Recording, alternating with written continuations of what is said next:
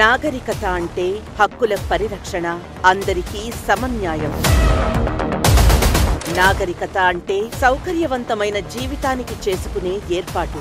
నాగరికత అంటే హుందాగా జీవించే అవకాశాన్ని కలిగి ఉండడం.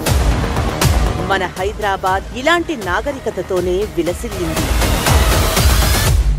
ఈ నగరం మేధావులకు ఆవాసమయ్యింది, బడుగు జీవులకు ఆలంబన అయ్యింది, తెలంగాణకు దేశానికి జీవనాడి అయ్యింది.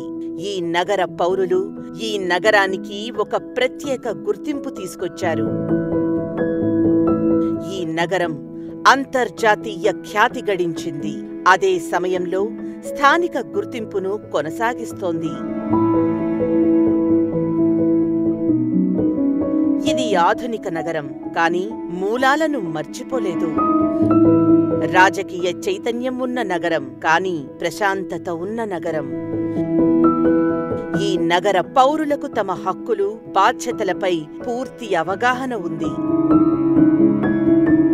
కానీ గడచిన దశాబ్ద కాలంలో హైదరాబాద్లో చాలా మార్పు వచ్చింది. రాకూడని మార్పు వచ్చింది. బాధాకరమైన మార్పు వచ్చింది.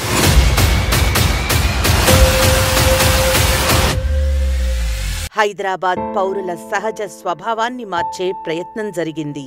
పౌర ప్రాధాన్యమున్న హైదరాబాద్, మన హైదరాబాద్ అని గర్వంగా చెప్పుకునే హైదరాబాద్ చెదిరింది. నాగరికత గుండె చెదిరింది.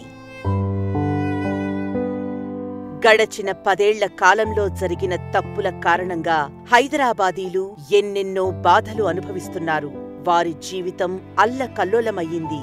నిబంధనలను నిజాయితీగా పాటించేవారు వాటిని అతిక్రమించేవారికి బానిసలుగా మారాల్సొచ్చింది. రాజకీయ సిద్ధాంతాలను రాజకీయ అధికారం అతిక్రమించింది. కష్టపడి పనిచేసే ప్రజలు, సమాజానికి సంపదను పంచే ప్రజలు దోపిడీకి గురవుతున్నారు. ఫార్ములా ఈ రేసులతో పౌరులు బెంబేలెత్తిపోయారు. సొంతింటి కలను నెరవేర్చుకునేందుకు చెరువులను ఆక్రమించుకోవాల్సొచ్చింది. జీహెచ్ఎంసీ అధికారులకు లంచమివ్వాల్సి వచ్చింది. శక్తిమంతుల అక్రమాలను చూసి కూడా మౌనంగా ఉండాల్సి వచ్చింది. ఒకప్పుడు హైదరాబాదుకు జీవనరేఖ అయిన మూసీ నది ఇప్పుడు పెద్ద మురుగు కాల్వగా మారింది.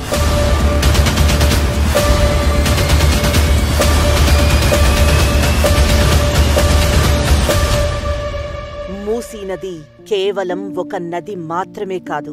దానికి గొప్ప చరిత్ర ఉంది, పవిత్రత ఉంది, ఒక దివ్యత్వం ఉందని మన పవిత్ర పురాణాలు చెబుతున్నాయి.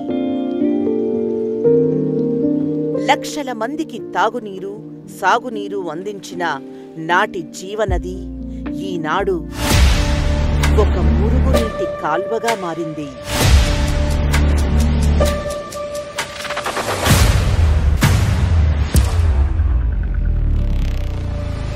మన పవిత్ర మూసీ నది దుస్థితిని చూసి ఇలాగే ఏమీ చెయ్యకుండా ఉండిపోదామా?